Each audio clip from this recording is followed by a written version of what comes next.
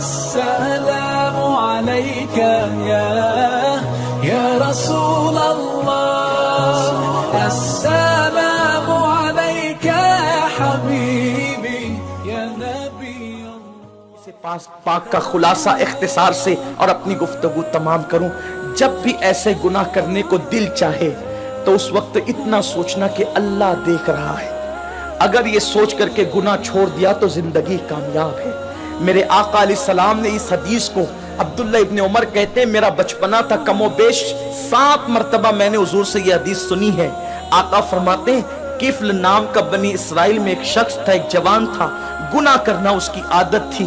ایک مرتبہ ایک لڑکی کو پیسوں کی ضرورت تھی، محلے میں کسی نے نہیں دیا، سینکڑوں کی ضرورت تھی، اس نے ہزاروں دے دیے۔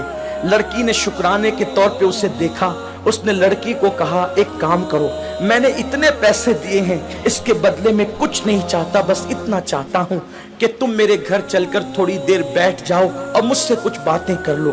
لڑکی چلی گئی، اس نے ساری کھڑکیاں اور دروازے بند کر دیے اور لڑکی کے ساتھ بیٹھ کر باتیں کرنے لگا۔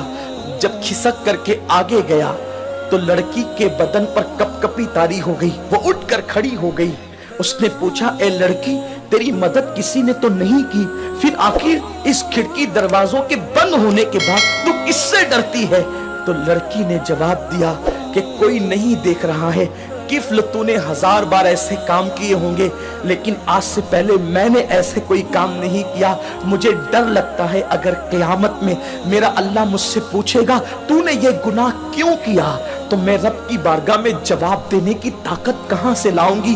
میں اللہ کو جواب نہیں دے سکتی، اس لیے میں ڈر رہی ہوں، وہ مجھے دیکھ رہا ہے۔ کفل نے کہا اگر وہ دیکھ رہا ہے تو تو یہاں سے چلی جا۔ لڑکی چلی گئی، ادھر لڑکی گھر سے باہر نکلی، ادھر موت کا فرشتہ گھر میں داخل ہوا، کفل کی روح نکالی۔ اللہ اکبر!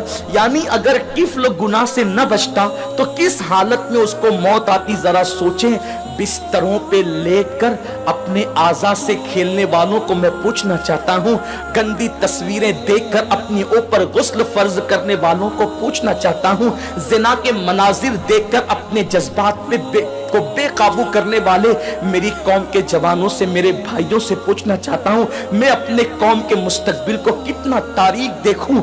جو قوم کبھی مصلی پر رات گزارتی تھی، پاک آنکھوں کو رو رو کر کے پاک کرتی تھی، آج اس قوم کے جوان بستروں پہ ناپاک ہو رہے، اپنے ہاتھوں سے ناپاکی کو خرید رہے۔ اللہ اکبر! سوچو اگر اسی حالت میں موت کا فرشتہ آ گیا اور موت آ گئی تو اللہ کو کیا جواب دو گے؟ کیا منہ دکھاؤ گے رب کی بارگاہ کے اندر؟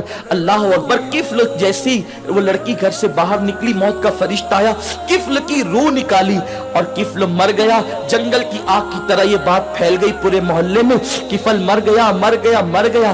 کچھ عابدان اور زاہدان نے خشک نے باتیں کی، اتنا پاپی تھا، پتہ نہیں اس کا منہ کیسا ہو گیا ہوگا۔ ایسے میں کسی نے کہا کچھ بھی تھا لیکن کلمہ پڑھنے والا تھا، اس کی میت میں جانا تو پڑے گا۔ جب لوگ اس کی میت میں گئے تو اس کے گھر پر قدرتی قلم سے لکھا ہوا تھا کہ کفل اللہ سے ڈر کر ایک گناہ سے بچ گیا، اللہ نے اس کی ساری زندگی کے گناہوں کی مغفرت فرما۔ آؤ ہم بھی سچے دل سے توبہ کر لیں، رب کو منا لیں۔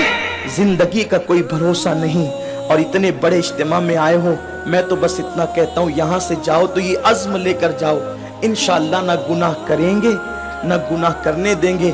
اپنے علاقے